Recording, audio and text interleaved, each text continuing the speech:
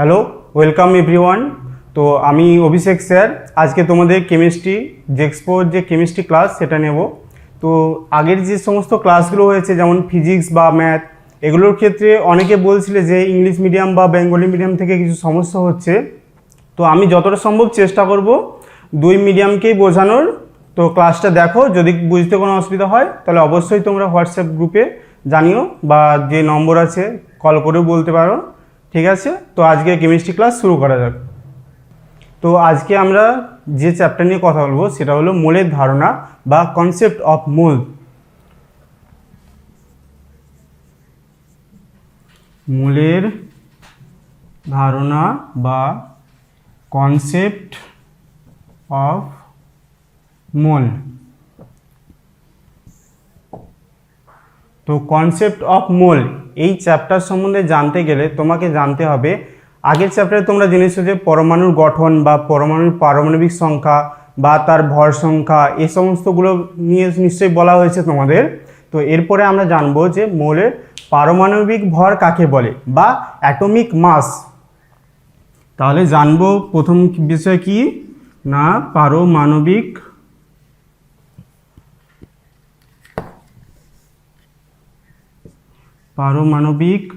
ভর বা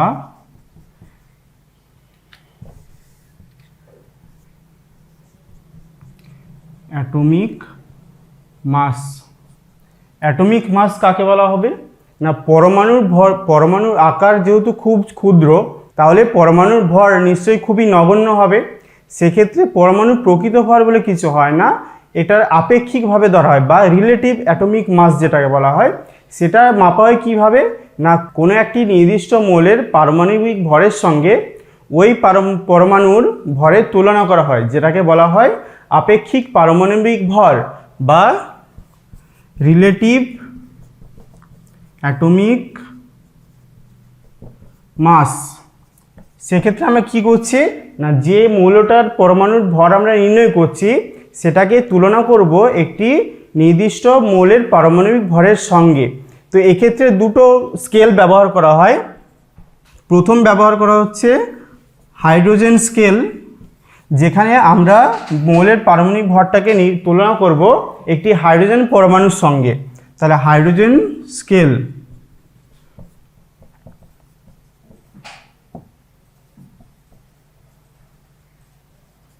তো হাইড্রোজেন স্কেলে যখন আমি পারমাণবিক ভর নির্ণয় করব সেক্ষেত্রে আমার রিলেটিভ অ্যাটমিক মাস, এটা আমি সংক্ষেপে লিখলাম, এই যে লেখাটা দেখতে পাচ্ছ রিলেটিভ অ্যাটমিক মাস। তো রিলেটিভ অ্যাটমিক মাস তখন কি হবে, যে মৌলটা নিয়ে আমি কথা বলছি তাহলে ওই মৌলের পরমাণুর ভর ডিভাইডেড বাই একটি হাইড্রোজেন পরমাণুর ভর। তাহলে আমি এখানে কি বলছি না, relative atomic mass of the particular atom, সেটা কি হবে না ওই মৌলের পারমাণবিক ভর ডিভাইডেড বাই একটি হাইড্রোজেন পরমাণুর ভর। এক্ষেত্রে আমরা ওই মৌলের পরমাণু ভরটাকে একটি হাইড্রোজেন পরমাণুর ভরের সঙ্গে তুলনা করব। এটা হচ্ছে হাইড্রোজেন স্কেলে রিলেটিভ অ্যাটমিক মাস। তো আরেকটা স্কেল আছে যেটাকে বলা হয় কার্বন স্কেল। তো এখানে কার্বন স্কেল মানে বুঝতে পারছো যে এখানে ওই মৌলের পারমাণবিক ভরটাকে তুলনা করা হবে একটি কার্বন পরমাণুর সঙ্গে। তাহলে কার্বন স্কেলে ওখানে কি করা হয় না, মৌলের পরমাণুর ভর ডিভাইডেড বাই এখানে 12C যে কার্বন পরমাণু, সেই পরমাণুর ভরের সঙ্গে তুলনা করা হবে, কিন্তু তার ভরের পরমাণুর ভর ইন্টু 1/12, অর্থাৎ যে 12C পরমাণুর একটা পরমাণুর ভরের 1/12 অংশের তুলনায় ওই মৌলের পরমাণুর ভরের সঙ্গে তুলনা করা হবে। অর্থাৎ কার্বন স্কেলে কোনো পরমাণুর রিলেটিভ অ্যাটমিক মাস এটা কি হবে, ওই মৌলের পরমাণুর ভর ডিভাইডেড বাই একটি 12C পরমাণুর ভরের 1/12 অংশ বা 1/12। তো এই হচ্ছে মৌলের পারমাণবিক ভর বা অ্যাটমিক মাস এর নির্ণয় করলাম হাইড্রোজেন স্কেল অনুসারে আর কার্বন স্কেল অনুসারে। এবার আমরা দেখব গ্রাম পারমাণবিক ভর, গ্রাম পারমাণবিক ভর বা atomic mass in gram, atomic mass in gram. তাহলে এখান থেকে নিশ্চয়ই বোঝা যাচ্ছে যে পারমাণবিক ভরটাকে আমি কিসে প্রকাশ করছি, গ্রামে। তাহলে একটি ধরো এ একটি পরমাণু, তো এই পরমাণুর পারমাণবিক ভর যদি আমি 3 ধরি, সাপোজ যে কোনো একটা পরমাণু এ, তার পারমাণবিক ভর হলো 3, কিন্তু আমি এই 3টাকে যদি আমি গ্রামে প্রকাশ করি, ধরো বলা হলো যে এই পরমাণুর গ্রাম পারমাণবিক ভর হলো 3 গ্রাম, তাহলে এটা আমি গ্রামে প্রকাশ করলাম। তাহলে এক্ষেত্রে আমরা কি এ মৌলের গ্রাম পারমাণবিক ভর হলো 3 গ্রাম, এটা হলো গ্রাম পারমাণবিক ভর। তাহলে এক্ষেত্রে যদি বলা হয় যে এ পরমাণুর পারমাণবিক ভর কত, তখন কিন্তু বলা হবে শুধু 3। কিন্তু যদি আমি জিজ্ঞেস করি যে এ পরমাণুর গ্রাম পারমাণবিক ভর কত, তখন বলতে হবে 3 গ্রাম, কেননা আমি তখন বলছি যে গ্রাম পারমাণবিক ভর মানে পারমাণবিক ভরটাকে গ্রামে প্রকাশ করতে হবে। তাহলে এই গেল হচ্ছে পারমাণবিক ভর এবং গ্রাম পারমাণবিক ভর। তো এবার দেখব যে পারমাণবিক ভর একক। তাহলে পারমাণবিক ভর জানলাম, এবার আমরা জানবো যে পারমাণবিক ভর একক কি হবে। পারমাণবিক ভর একক বা কি, এটাকে ইংলিশে কি বলা হবে না, অ্যাটমিক মাস ইউনিট। দেখো আমি ইংলিশেও লিখছি, এবারে ইংলিশ মিডিয়ামের ছেলেরা নিশ্চয়ই বুঝতে পারবে, তাও যদি বুঝতে না পারো তোমরা আমাদের জানাতে পারো। তো পারমাণবিক ভর একক বা atomic mass unit. Atomic mass unit কি না, একটি পরমাণু, ধরো এই একটা পরমাণু, এই মৌলের যে একটা পরমাণুর যে প্রকৃত ভরকে বলা হবে যে পারমাণবিক ভর একক। তাহলে পারমাণবিক ভর কি একককে কি দ্বারা প্রকাশ করা হবে, এই যে অ্যাটমিক মাস ইউনিট, তাহলে কি আসছে AMU, এটা আগে প্রকাশ করা হতো, কিন্তু এখন যে IUPAC বা IUPAC এর রুল অনুযায়ী পারমাণবিক ভর একককে কি দ্বারা প্রকাশ করা হয়, এখন শুধু ইউ দিয়ে প্রকাশ করা হয়। আগে ছিল AMU, এখন ওটাকে ইউ দ্বারা প্রকাশ করা হচ্ছে। তাহলে আমরা কি জেনেছিলাম যে কার্বন স্কেলে মৌলের পারমাণবিক ভর, মৌলের পারমাণবিক ভর সমান কি হয় না, ওই মৌলের একটি পরমাণুর ভর ডিভাইডেড বাই কি হয় না 12C পরমাণুর ভর ইন্টু 1/12। তাহলে এটা ছিল আমাদের মৌলের পারমাণবিক ভর। তো এখন যদি আমরা দেখি একটি পরমাণুর ভর যেমন থাকছে, লিখছি একটি পরমাণুর ভর ডিভাইডেড বাই 12C পরমাণুর ভর। এই যে 12C পরমাণুর ভর, এটাকে পারমাণবিক ভর এককে কত ধরা হয় 12U। তাহলে এখানে যদি আমি 12C পরমাণুর ভর একে ধরা হয় 12U বসালাম ইন্টু 1/12, তাহলে এই 12 আর এই 12 কেটে গেল, তাহলে নিচে কি পড়ে থাকলো 1U। তাহলে এখন কি লিখতে পারি, একটি পরমাণুর ভর ডিভাইডেড বাই 1U হলো। তাহলে এখন আমি দেখি এখান থেকে আমি অর দিয়ে কি লিখতে পারি, তাহলে অর দিয়ে কি লেখা যেতে পারে, তাহলে মৌলের যখন আমি একটি পরমাণুর ভর নির্ণয় করব তখন কি হবে, মৌলের পারমাণবিক ভরের সঙ্গে এই যে 1U এটা কি হবে গুণ হয়ে যাবে। তাহলে কি লিখব যে একটি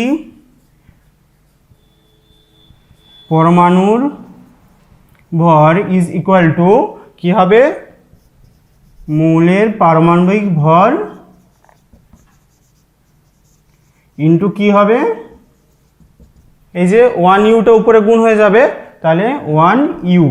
তাহলে যে কোনো মৌলের একটি পরমাণুর ভর সমান কি হচ্ছে, ওই মৌলের পারমাণবিক ভর ইন্টু 1U, বা একটি পরমাণুর ভর বা যেটাকে আমরা বলছিলাম অ্যাটমিক মাস, সেটা কি হবে মৌলের অ্যাটমিক মাস ইন্টু 1U। তাহলে এই হচ্ছে আমাদের আলটিমেট সিদ্ধান্ত যে একটা পরমাণুর ভর সমান কী হবে, মৌলের পারমাণবিক ভর ইন্টু 1U।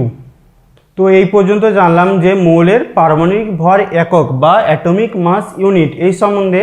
তো এবার আমরা কি জানি যে একটা মৌলের নিশ্চয়ই একটা নির্দিষ্ট পরমাণু নেই, এর বিভিন্ন কি রয়েছে, আইসোটোপ রয়েছে, যেটা তোমাদেরকে পরমাণুর গঠন বা স্ট্রাকচার অফ অ্যাটমে বলা হয়েছিল। তো সেক্ষেত্রে আমরা কি করব, যে সেখানে তো একটা নির্দিষ্ট পরমাণু নেই, সেখানে বিভিন্ন আইসোটোপ রয়েছে। তো সেগুলোর ক্ষেত্রে কি হবে না, মৌলের পারমাণবিক ভর ইজ ইকুয়াল টু, তখন কি ধরা হয়, যে সমস্ত আইসোটোপগুলো আছে তাদের প্রকৃতিতে বা নেচারে তাদের যতটা শতাংশ পাওয়া যায় ইন্টু সেই আইসোটোপের পারমাণবিক ভর। ধরো একটা মৌল হচ্ছে এ, এটা হচ্ছে একটা মৌল, এর বিভিন্ন আইসোটোপ আছে, যেগুলোর আইসোটোপ আমি ধরলাম স্মল এ, স্মল বি, স্মল সি, এগুলো হচ্ছে তিনটা হচ্ছে এই ক্যাপিটাল এর আইসোটোপ। তো এই যে আইসোটোপগুলো, ধরো এ আইসোটোপ পাওয়া যাচ্ছে 10%, বি আইসোটোপ পাওয়া যাচ্ছে 80% এবং সি আইসোটোপ পাওয়া যাচ্ছে বাকি 10%। তাহলে এক্ষেত্রে আমরা কি করব, তো এ আইসোটোপের পারমাণবিক ভর ইন্টু ওর পার্সেন্টেজটা প্লাস বি পরমাণুর পারমাণবিক ভর ইন্টু ওর পার্সেন্টেজ 80 প্লাস যে সি আইসোটোপের পরমাণুর ভর ইন্টু ওর পার্সেন্টেজ 10%। তাহলে এক্ষেত্রে আমরা কি করব না, যে আইসোটোপের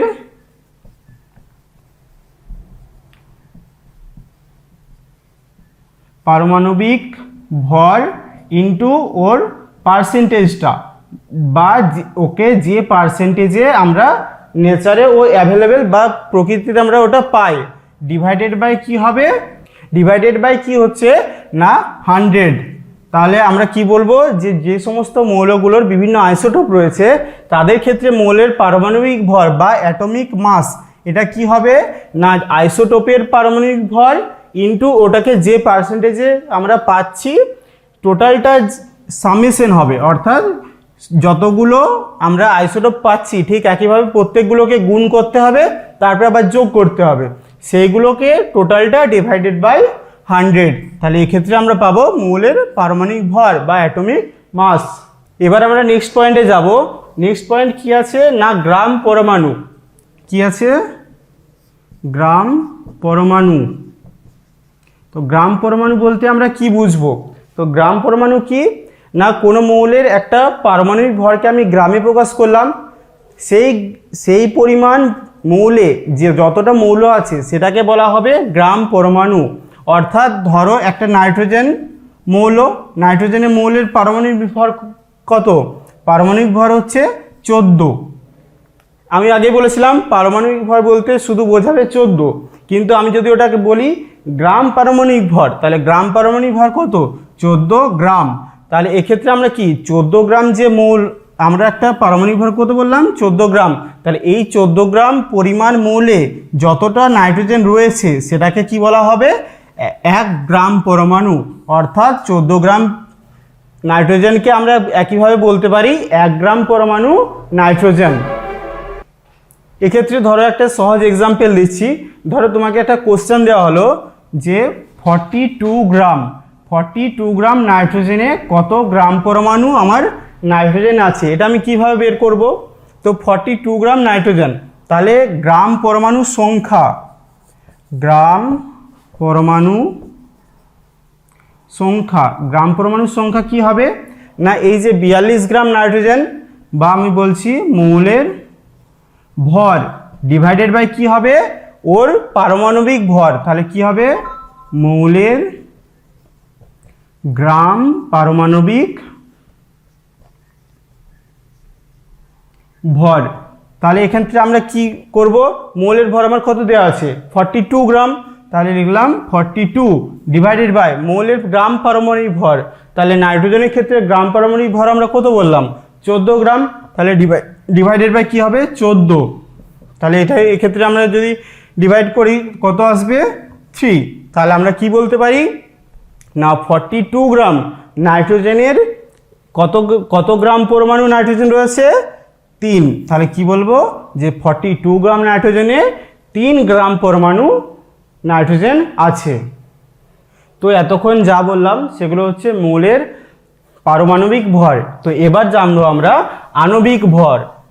তাহলে আণবিক ভর কাকে বলে?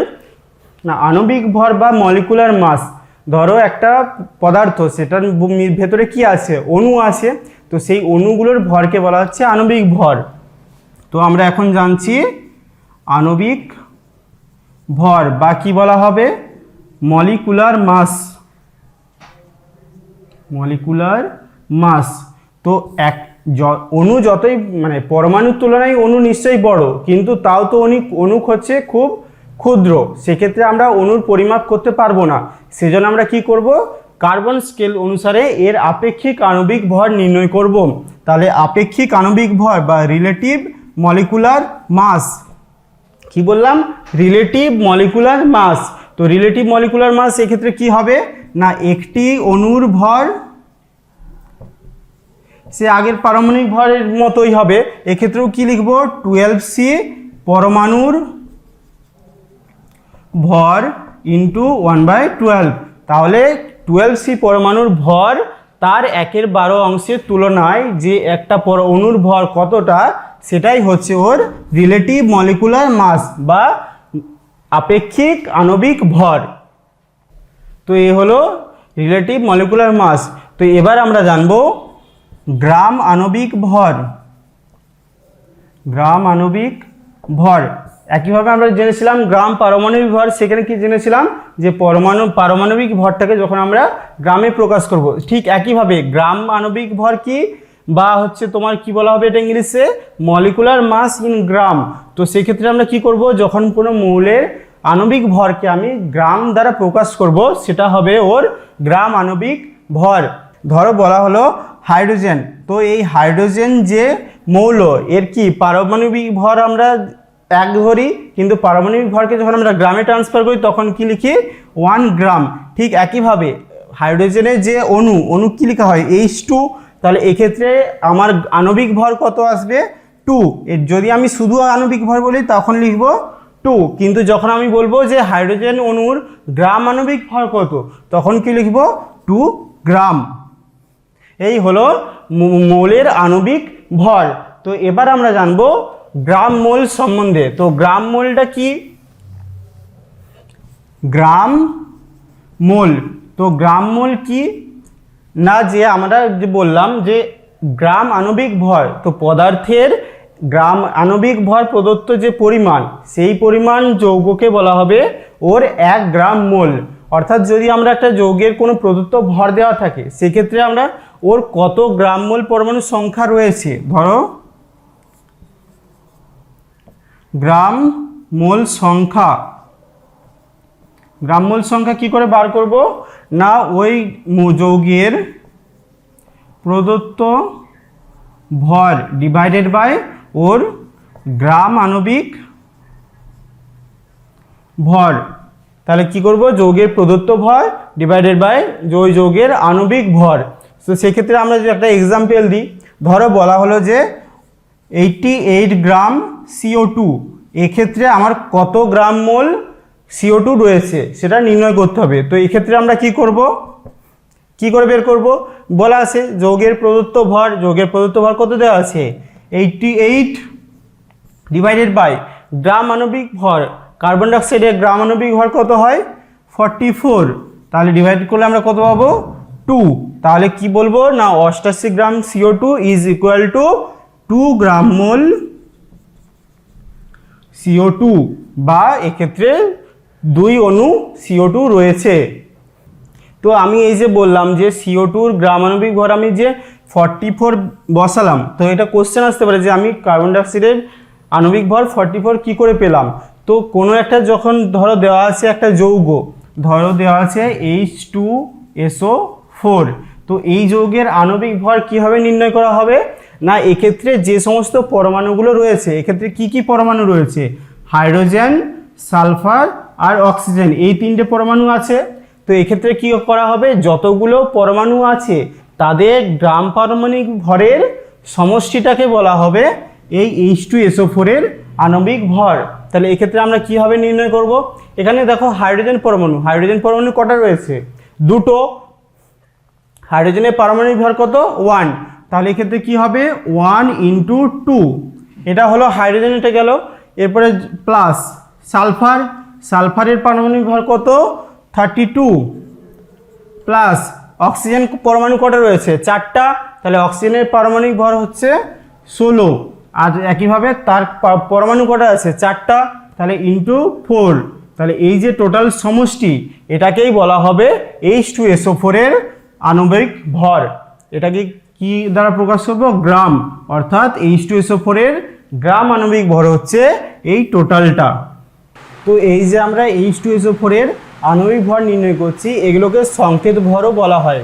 তো এই যে আমরা H2SO4 এর গ্রাম আণবিক ভর নির্ণয় করলাম, এগুলোকে কি বলা হবে, সংকেত ভরও বলা হয়, সংকেত ভর। তো সংকেত ভর কি, এখানে আমি সংকেতটা দেওয়া আছে যে H2SO4 সালফিউরিক অ্যাসিডের সংকেত হচ্ছে H2SO4, তাহলে এক্ষেত্রে আমরা কি বলছি, সংকেত ভর। আরও একটা উদাহরণ দিই, ধরো সোডিয়াম ক্লোরাইড বা NaCl, এটা হচ্ছে সোডিয়াম ক্লোরাইডের সংকেত। তো এক্ষেত্রে সোডিয়ামের পারমাণবিক ভর কত 23, প্লাস ক্লোরিনের পারমাণবিক ভর কত 35.5, তাহলে এইটা হচ্ছে ওর সংকেত ভর।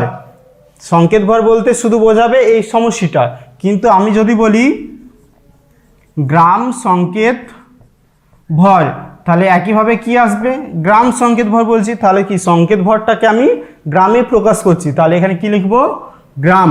তাহলে এইটা হবে সোডিয়াম ক্লোরাইডের সাংকেতিক ভর বা গ্রাম সংকেত ভর। তো এতদূর নিশ্চয়ই বুঝতে পেরেছো, বুঝতে কোনো সমস্যা হলে অবশ্যই আমাদের জানাবে। তো এবার আমরা দেখব অ্যাভোগাড্রো সংখ্যা। অ্যাভোগাড্রো সংখ্যা কাকে বলে বা ওর মান কত, সেই সমস্ত। অ্যাভোগাড্রো সংখ্যা নিশ্চয়ই আগে নাম শুনেছো, অ্যাভোগাড্রো সংখ্যা। তো অ্যাভোগাড্রো সংখ্যা কি না, কোনো একটা ধরো মৌলিক পদার্থ রয়েছে, ওই মৌলিক পদার্থের 1 গ্রাম পরমাণু মৌলের মধ্যে যে যতগুলো পরমাণু আছে সেই পরমাণুর সংখ্যাটাকে বোঝাবে অ্যাভোগাড্রো সংখ্যা। তো অ্যাভোগাড্রো সংখ্যার সাংকেতিক কি না N/A বা অ্যাভোগাড্রো সংখ্যা। তো অ্যাভোগাড্রো সংখ্যা কি হচ্ছে না, কোনো একটা পদার্থের, ধরো মৌলিক পদার্থ, তার 1 গ্রাম পরমাণু, এই যে পরিমাণ, এই পরিমাণের মধ্যে যতগুলো পরমাণু আছে সেটাকে বলা হবে অ্যাভোগাড্রো সংখ্যা। ধরো নাইট্রোজেন, সিম্পল এক্সাম্পল নাইট্রোজেন। তো নাইট্রোজেনের গ্রাম পারমাণবিক ভর কত 14 গ্রাম, তাহলে এই 14 গ্রামের মধ্যে যতগুলো নাইট্রোজেন পরমাণু রয়েছে তার সংখ্যাকে বলা হয় অ্যাভোগাড্রো সংখ্যা। তো অ্যাভোগাড্রো সংখ্যার কিন্তু কোনো একক নেই, তো এটা কি একটা জাস্ট ধ্রুবক। তো এর মান কত হবে না 6.022 ইন্টু 10⁻23। তাহলে আমরা এখান থেকে কি কনক্লুশন আসতে পারি না, যে 14 গ্রাম পরিমাণ নাইট্রোজেনের মধ্যে নাইট্রোজেনের পরমাণু কতগুলো রয়েছে না 6.022 ইন্টু 10⁻23টি পরমাণু রয়েছে। ঠিক একইভাবে আমরা যদি বলি 1 গ্রাম অণু, তাহলে 1 গ্রাম অণু পরিমাণ পদার্থের মধ্যে যত পরিমাণ অণু রয়েছে, এক্ষেত্রে আমরা বলছি গ্রাম অণু, অর্থাৎ আমরা আগেরটাতে কি বলেছিলাম গ্রাম পরমাণু, সেক্ষেত্রে আমরা বলছিলাম অ্যাভোগাড্রো সংখ্যা পরমাণু থাকবে। তো এক্ষেত্রে আমরা কি বলছি গ্রাম অণু বলছি, তাহলে এই পদার্থের মধ্যে কি থাকবে অ্যাভোগাড্রো সংখ্যক অণু থাকবে। ঠিক একইভাবে যদি আমরা বলি এসটিপিতে, অর্থাৎ স্ট্যান্ডার্ড টেম্পারেচার অ্যান্ড প্রেসার, এক্ষেত্রে কি 1 মোল গ্যাসের আয়তন কত বলা হয় 22.4 লিটার বা 22.4 লিটার। তো এই পরিমাণ গ্যাসের মধ্যে কি আছে, এই পরিমাণ গ্যাসের মধ্যে ঠিক একইভাবে কি থাকবে যে অ্যাভোগাড্রো সংখ্যক গ্যাসের অণু রয়েছে, এটা আমরা বলতে পারি। তাহলে অ্যাভোগাড্রো সংখ্যা মানে আমরা 3 ভাবে বোঝাতে পারি না, 1 গ্রাম পরমাণুর মধ্যে কতগুলো পরমাণু রয়েছে, বা 1 গ্রাম অণুর মধ্যে কতগুলো অণু রয়েছে, বা এসটিপিতে 22.4 লিটারের মধ্যে কতগুলি গ্যাসের অণু রয়েছে, সেটাকে কি বলা হবে না অ্যাভোগাড্রো সংখ্যা। তো এটা আমরা জানলাম অ্যাভোগাড্রো সংখ্যা। তো অ্যাভোগাড্রো সংখ্যা আমার কি কাজে লাগবে, সেক্ষেত্রে আমরা কয়েকটা ক্ষেত্র বলি যেখানে আমাদের অ্যাভোগাড্রো সংখ্যাগুলো কাজে লাগবে। তো অ্যাভোগাড্রোর সংখ্যা কি, যে 1 গ্রাম পরমাণুর মধ্যে যতগুলো পরমাণু রয়েছে। তো 1 নম্বর ক্ষেত্র দেখি, যেখানে আমি এটা অ্যাপ্লাই করব, যে ধরো বলা হলো যে ওই মৌলের একটি পরমাণুর ভর। তো একটি পরমাণুর ভর নির্ণয় করতে তোমাকে বলা আছে। তো আমি কি বললাম, যে 1 গ্রাম পরমাণুর মধ্যে অ্যাভোগাড্রো সংখ্যক পরমাণু রয়েছে, তাহলে অ্যাভোগাড্রো সংখ্যক পরমাণুর ভর নিশ্চয়ই 1 গ্রাম পরমাণু। তাহলে আমি কি বলবো না, ওই মৌলের পারমাণবিক ভর ডিভাইডেড বাই কি হবে, যে অ্যাভোগাড্রো সংখ্যা, তাহলে N(A). তাহলে এটাকে নিশ্চয়ই গ্রামে প্রকাশ করতে হবে। তাহলে আমি কি বলতে পারি, যে মৌলের একটি পরমাণুর ভর ইজ ইকুয়াল টু কি, ওই মৌলের গ্রাম পারমাণবিক ভর ডিভাইডেড বাই অ্যাভোগাড্রো সংখ্যা। ঠিক একইভাবে আমি যদি বলি কোনো যৌগ বা মৌলে একটি অণুর ভর, তাহলে অণুর ভর বের করতে গেলে আমাকে কি জানতে হবে না, ওই মৌলের গ্রাম আণবিক ভর কত সেটা জানতে হবে। তাহলে গ্রাম আণবিক ভর, এটাও গ্রামে থাকবে, ডিভাইডেড বাই অ্যাভোগাড্রো সংখ্যা। তাহলে এক্ষেত্রে আমি কি পাবো, একটি অণুর ভর কি পাবো, যে গ্রাম আণবিক ভর ডিভাইডেড বাই N(A). আর ইংলিশে বোঝার জন্য আরেকবার বলে দিচ্ছি, যে মৌলের একটি পরমাণুর ভর অর্থাৎ একটি অ্যাটমের মাস যদি আমি নির্ণয় করতে চাই, সেক্ষেত্রে আমরা কি করব, মৌলের গ্রাম পারমাণবিক ভর অর্থাৎ atomic mass in gram divided by Avogadro number.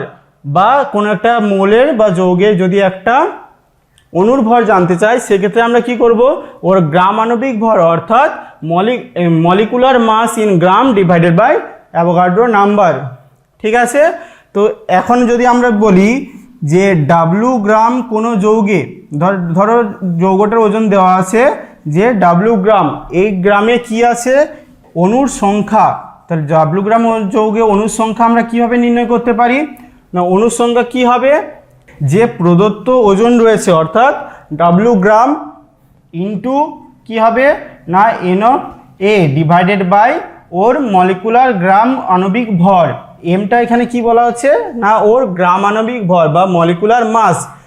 ডাব্লুটা হচ্ছে যে এখানে ওর যৌগটার ওজন দেওয়া আছে, আর N(A) হলো অ্যাভোগাড্রো সংখ্যা। ঠিক একইভাবে যদি বলা হয় যে এসটিপিতে, এক্ষেত্রে এটা হচ্ছে একটা প্যারামিটার, যে এসটিপি কিন্তু ফিক্সড থাকবে। এই এসটিপি অবস্থাতে যদি বলা হয় ভি লিটার কোনো গ্যাসে যদি আমাকে অনুসংখ্যা বের করতে বলে, অনুসংখ্যা, সেক্ষেত্রে আমরা কি করব, ঠিক একইভাবে হবে V into N(A) divided by 22.4। আমি আগেই বলেছিলাম যে এসটিপিতে গ্যাসের মোলার আয়তন কত হয়, 22.4 লিটার। সেক্ষেত্রে আমরা কি করব, যদি ভি লিটার কোনো গ্যাসে ওই গ্যাসের অনুসংখ্যা বের করতে বলে, তাহলে কি করব, ওর আয়তন ইন্টু অ্যাভোগাড্রো সংখ্যা ডিভাইডেড বাই 22.4। এক্ষেত্রে আমরা এই গ্যাসের অনুসংখ্যা পেয়ে যাব। তো এই হচ্ছে যে অ্যাভোগাড্রো সংখ্যার কয়েকটা অ্যাপ্লিকেশন। তো এবার আমরা জানবো যে মোল কি, মোলার ভর কি এবং মোলার আয়তন কি জিনিস। তো প্রথমে জানি আমরা মোল, প্রথমে 1 নম্বরে জানবো মোল কি না, মোল সেই পরিমাণ যে পরিমাণ পদার্থে অ্যাভোগাড্রো সংখ্যক পরমাণু বা অণু থাকছে। অর্থাৎ কি, ধরো একটা পদার্থ, এই পদার্থের মধ্যে যদি 6.022 × 10⁻23 এত সংখ্যক পরমাণু বা অণু থাকে, তবে এই পরিমাণ মৌলটাকে বলা হবে 1 মোল। ঠিক একইভাবে যদি আমি আরেকবার জানতে হবে মোলার ভর কি না, কোনো পদার্থের 1 মোল পরিমাণ, অর্থাৎ কোনো পদার্থের যদি 1 মোল পরিমাণ পদার্থ, তার যে ভর হবে সেই ভরটাকে আমরা কি বলবো, মোলার ভর।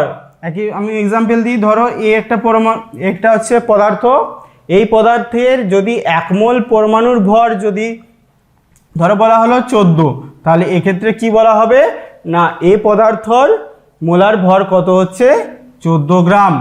এটা হচ্ছে মোলার ভর। এবার আমরা জানবো মোলার আয়তন কি না, মোলার আয়তন। মোলার ভর কি জানলাম যে 1 মোল পরিমাণ পদার্থের ভরকেই বলা হচ্ছে মোলার ভর। ঠিক একইভাবে মোলার আয়তন কি হবে না এসটিপিতে 1 মোল পরিমাণ পদার্থের যে আয়তন বা গ্যাসের যে আয়তন সেটাকে বলা হবে ওর মোলার আয়তন। কিন্তু এক্ষেত্রে আমাদের কি না এসটিপিতে কোনো গ্যাসের 1 মোল পরিমাণ গ্যাসে আমার মোলার আয়তন কত হয় না 22.4 লিটার। এটা কিন্তু ফিক্সড যে এসটিপিতে কোনো গ্যাসের 1 মোল পরিমাণ গ্যাসের আয়তন কত হবে না 22.4 লিটার। এটা হচ্ছে মোলার আয়তন। তো এই হচ্ছে তোমাদের কনসেপ্ট অফ মোল যে চ্যাপ্টার রয়েছে, সেখান থেকে আমি কিছু বেসিক কনসেপ্ট দিলাম। তো এগুলো নিশ্চয়ই বুঝতে খুবই ইজি, কিন্তু তাও যদি তোমাদের মনে হয় যে বুঝতে পারছো না বা কোনো একটা নির্দিষ্ট টপিকে তোমরা আটকাচ্ছ, তাহলে অবশ্যই তোমরা আমাদের সাথে যোগাযোগ করবে বা হোয়াটসঅ্যাপ গ্রুপে জানিও। তো এটা এখানে হচ্ছে চ্যাপ্টারের কনসেপ্ট হলো। এবারে যদি আমাদের কিছু সিম্পল ধরনের কোশ্চেন আলোচনা করব যেগুলো খুব সহজেই করা যাবে। তো ধরো প্রথম কোশ্চেন আমি বলছি যে ধরো বলা হলো যে 3 গ্রাম অণু অক্সিজেন, তাহলে 3 গ্রাম অণু অক্সিজেনের পরিমাণ কত? তাহলে আমরা কি বলছি না 3 গ্রাম অণু অক্সিজেনের পরিমাণ কত। এখানে কি বলা আছে গ্রাম অণু, তাহলে গ্রাম অণু মানে কি আমাকে জানতে হবে যে অক্সিজেনের গ্রাম আণবিক ভর কত হয়।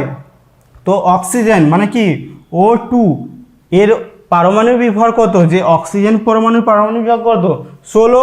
তাহলে এখানে আমরা গ্রামাণবিক ভর কত বের করব যে 16, কিন্তু এর পরমাণু সংখ্যা কত 2, তাহলে কি হবে 16 × 2, তাহলে এখানে কি কত বেরোবে 32 গ্রাম। তাহলে অক্সিজেনের আণবিক ভর গ্রামাণবিক ভর কত 32 গ্রাম। এটা কি 1 গ্রাম অণু, কিন্তু আমার এখানে দেওয়া আছে কত 3 গ্রাম অণু। তাহলে 3 গ্রাম অণুর ক্ষেত্রে ওর পরিমাণ কত হবে 32 × 3 কত হবে 96 গ্রাম। তাহলে কি বলতে পারি না 3 গ্রাম অণু অক্সিজেনের পরিমাণ কত 96 গ্রাম। এটা গেল। তো পরবর্তী নেক্সট আরেকটা কোশ্চেন বলি তোমাদের, কোশ্চেনে কিন্তু লিখে রাখবে বা আমি কীভাবে বের করলাম সেটাও কিন্তু তোমরা নোট করতে পারো। তো এবার ধরো আরেকটা কোশ্চেন বলি না, ধরো বললাম যে এসটিপিতে 88 গ্রাম CO2 এর আয়তন কত। এসটিপিতে 88 গ্রাম CO2 এই গ্যাসের আয়তন বা ভলিউম কত হবে। তাহলে আমরা কীভাবে বার করব না, এখানে কি বলা আছে CO2। তো CO2-র ক্ষেত্রে আমরা আণবিক ভর কত জানি, CO2-র ক্ষেত্রে আণবিক ভর আমরা কীভাবে বের করব, কার্বনের পারমাণবিক ভর কত 12 প্লাস অক্সিজেন পরমাণু এখানে রয়েছে 2টো, তাহলে কি হবে অক্সিজেনের পারমাণবিক ভর ইন্টু ওর যে পরমাণুর সংখ্যা 2। তাহলে এক্ষেত্রে আমরা যদি টোটালটা ক্যালকুলেশন করি তাহলে কত পাবো 44 গ্রাম। তাহলে CO2 এর গ্রামাণবিক ভর কত 44 গ্রাম, কিন্তু আমার এখানে কত দেওয়া আছে 88 গ্রাম। আবার বলা আছে এসটিপি, তো এসটিপিতে 44 গ্রাম CO2 এর আয়তন কত আমরা আগে জেনেছি কত না 22.4 লিটার। তাহলে এটা কি এসটিপিতে 1 মোল গ্যাসের আয়তন কত হয় 22.4 লিটার। তাহলে আমরা 88 গ্রাম CO2 এর আয়তন কীভাবে বের করব, তাহলে 22.4 লিটার এটা কত মোলের আয়তন 1 মোলের আয়তন। তো আমাকে জানতে হবে যে 88 গ্রাম মানে কত মোল CO2, সেই মোলটার সংখ্যাটা আমরা জানবো কীভাবে যে 88 আমার প্রদত্ত দেওয়া আছে, কিন্তু আমি গ্রামাণবিক ভর কত জানি 44। তাহলে দুটোকে ডিভাইড করলাম, তাহলে কত বেরোলো 2, অর্থাৎ কি না 88 গ্রাম CO2 = 2 মোল CO2। তাহলে 1 মোলের আয়তন যদি 22.4 লিটার হয়, তাহলে 2 মোলের আয়তন কত হবে 22.4 লিটার × 2, তাহলে কত হবে 44.8 লিটার। তাহলে আমরা কি বলতে পারি না এসটিপিতে 88 গ্রাম CO2-র আয়তন কত হবে 44.8 লিটার। এটাই হচ্ছে অ্যান্সার। তো এই গেল তোমাদের কনসেপ্ট অফ মোল সম্বন্ধে কিছু বেসিক আইডিয়া এবং তার কিছু অ্যাপ্লিকেশনগুলো আমরা খুবই ইজি অ্যাপ্লিকেশন দেখিয়েছি। তো এর পরবর্তী নেক্সট ভিডিও ক্লাসে আমরা কিছু এমসিকিউ বা কিছু ম্যাথমেটিক্যাল প্রবলেম সেগুলো আমরা সলভ করব। আর যদি এই সম্বন্ধে কারো কিছু আরও বেশি কোশ্চেন থাকে বা কিছু কোনো একটা টপিক বুঝতে পারোনি, তাহলে অবশ্যই তোমরা আমাদের সাথে যোগাযোগ করো বা হোয়াটসঅ্যাপে মেসেজ করো। আমরা ডাউট ক্লিয়ারেন্স ক্লাস হোক বা নেক্সট ক্লাস হোক, যেখানে হোক তোমাদের অবশ্যই বুঝিয়ে দেবো। ঠিক আছে, থ্যাংক ইউ।